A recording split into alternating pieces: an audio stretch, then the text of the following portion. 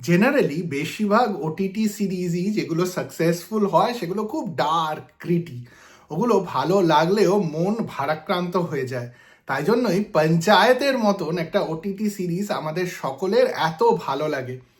এইরকমই দুটো ওটিটির কাজ রিসেন্টলি দেখে খুব ভালো লাগলো। আজকের আড্ডা এই ওটিটির কাজগুলো নিয়ে। আমি তন্ময়, আশা করি আপনারা সকলে খুব ভালো আছেন। রবি গ্রেওয়াল পরিচালিত অ্যামাজন প্রাইমের সিরিজ দেখে নিলাম, made in India the Titan story. টাইটানের ঘড়ি আমরা সকলেই পড়েছি আর আমাদের কখনো না কখনো খুব ভালো লেগেছে। তার পিছনের গল্প, কিভাবে জেরেক্সেস দেসাই বলে একজন টাইটানের ফাউন্ডার ছিলেন আর তাকে কিভাবে জেআরডি টাটা আর তার টিম টাইটান তৈরি করতে সাপোর্ট করেছিলেন, এই নিয়েই গল্প made in India the Titan স্টোরির। গল্পটা তো ইন্টারেস্টিং লেগেইছে, এছাড়াও ভালো লেগেছে কিভাবে ছবিটার রাদার সিরিজটার সিন সেটিং হয়েছে। পুরনো বম্বেকে দেখানো হয়েছে, পুরনো গান ব্যবহার করা হয়েছে, আর প্রত্যেকের পোশাক আশাক ব্যবহার কিরকম যেন পুরনো দিনের। 80 সালকে পুরনো বলছি কারণ আমরা আজকে পুরনো জেনারেশনের হয়ে গেছি। টাইটান ঘড়ি যখন প্রথমবার পড়েছিলাম তখন বুঝিনি যে এই ঘড়ি তৈরির পিছনে এত ইন্টারেস্টিং আপ অ্যান্ড ডাউন একটা গল্প রয়েছে। এই মানুষগুলোর পরিবারের উপর কীরকম ইম্প্যাক্ট হয়েছিল, কিভাবে তখন লাইসেন্স রাজ ছিল, যা খুশি ইচ্ছা করলেই করা যেত না, টাইটানের বোর্ডের উপর কী ধরনের প্রেশার ছিল, এইগুলো সবই জানতে পারলাম। আর জানতে পারলাম খুব এন্টারটেনিং ভাবে। রবি গ্যারেওয়ালের আগে খুব একটা কাজ টাজ দেখিনি, তবে এই কাজটা দেখে মুগ্ধ হয়ে গেলাম। এর থেকেও বেশি মুগ্ধ হলাম অভিনেতাদের অভিনয় দেখে। জিম শার্প কিন্তু আমার খুব প্রিয় একজন অভিনেতা। তাকে জেরেক্সেস দেসাইয়ের রোলে দেখে দারুণ লাগলো। আর নাসিরুদ্দিন শাহ তো মাস্টার ক্লাস। যেই সিনগুলোতে নাসিরুদ্দিন শাহ আর জিম শার্প রয়েছেন সেই সিনগুলো সত্যিই অসাধারণ। এছাড়াও সাপোর্টিং কাস্টে যারা অভিনয় করেছেন তারাও কিন্তু দারুণ। তবে এই সিরিজটার যদি কাউর হয় তাহলে জিম শার্পের।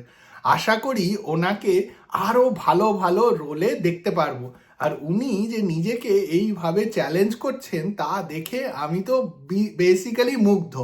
আমি শুনেছি যে ওনার রকেট বয়েজ বলেও একটা দারুণ সিরিজ আছে, যেটা আমার দেখা হয়নি। এই সিরিজটাতে পুরনো গান শুনেও খুব ভালো লাগলো।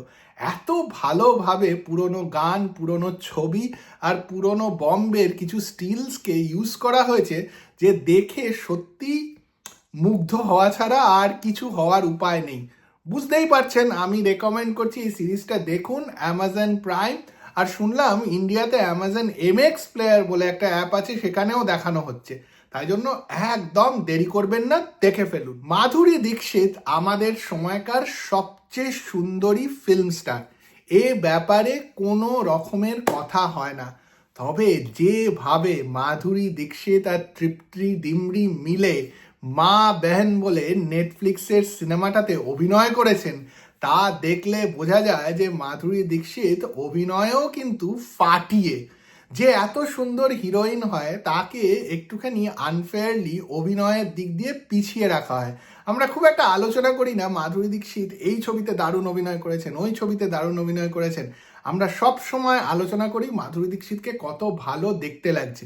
তবে এই সিনেমাটা, এটাকে ডার্ক কমেডি বলাই চলে।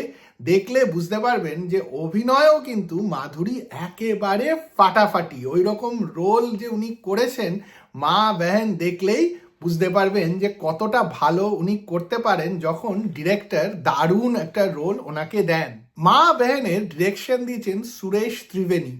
সুরেশ এর আগে জলসা আর তুমারি সুলুর মতন ছবি বানিয়েছেন। ওনার ছবি দেখলেই বোঝা যায় যে ওনার ছবিতে মহিলারাই সেন্ট্রাল ক্যারেক্টারের চরিত্রে থাকেন। তুমারি সুলু আর জলসাও কিন্তু দারুণ ছবি। মা বেহেন একটু অন্যরকম হলেও এই দারুণের ক্যাটাগরিতেই পড়ে। আমার তো দারুণ লেগেছে, ফাটিয়ে লেগেছে। মাধুরী দীক্ষিত ছাড়াও এই ছবিতে রয়েছেন তৃপ্তি ডিমরি আর ধরণী দুর্গা বলে একটি মেয়ে। আমি নামটা ভুলও বলতে পারি, যদি ভুল হয় তাহলে শুধরে দেবেন। এই তিনজনে হঠাৎ করে একটা আজব একটা ঘটনার মধ্যে ফেঁসে যান। এই গল্পটা খুব একটা বেশি বলা যাবে না কারণ একটা ডার্ক কমিক থ্রিলার তো। তবে দেখলে বুঝতে পারবেন যে মাধুরী দীক্ষিত মায়ের রোলে আর দুই মেয়ের রোলে তৃপ্তি আর ধারানী, এদের এই আজব সিচুয়েশনটার মধ্যে এদের কথোপকথন, এইটাই ছবিটার সবচেয়ে বড় আকর্ষণ। ছবিটা সিচুয়েশনাল কমেডি, তবে এদের অভিনয় এই সিচুয়েশনাল কমেডিটাকে এলিভেট করে। ঘটনাগুলো যেগুলো ঘটছে সেগুলো হয়তো আপনারা অন্য ছবিতে দেখেছেন, তবে ওই যে বললাম, এরা তিনজন যখন কথা বলছে, ঝগড়া করছে, আর যে ধরনের কথাবার্তা বলছে আর যে ধরনের ঝগড়া করছে, সেইটাই কিন্তু আমার এই ছবির সবচেয়ে বড় আকর্ষণ বলে মনে হয়। আপনারা যদি এখনো না দেখে থাকেন তাহলে নেটফ্লিক্সে গিয়ে মা বেহেন দেখুন। মাধুরী দীক্ষিতকে এখনো কি দারুণই না দেখতে লাগে। তবে এই ছবিটা দেখুন, তাকে কিরকম দেখতে লাগছে তার জন্য নয়, এই ছবিটা দেখুন তার অভিনয়ের জন্য। এই ধরনের অভিনয়, এই ধরনের ডায়লগ ডেলিভারি মাধুরী যে করেছেন, তাকে বাহবা দিতেই হয়। আর যদি এই ভিডিও ভালো লাগে তাহলে লাইক আর শেয়ার করতে ভুলবেন না, আর কমেন্ট বক্সে জানান এই সিরিজ আর সিনেমাটি দেখে আপনাদের কিরকম লাগলো। আর চ্যানেলটাকেও সাবস্ক্রাইব করুন যাতে আমরা এরকম আড্ডা আরও মারতে পারি।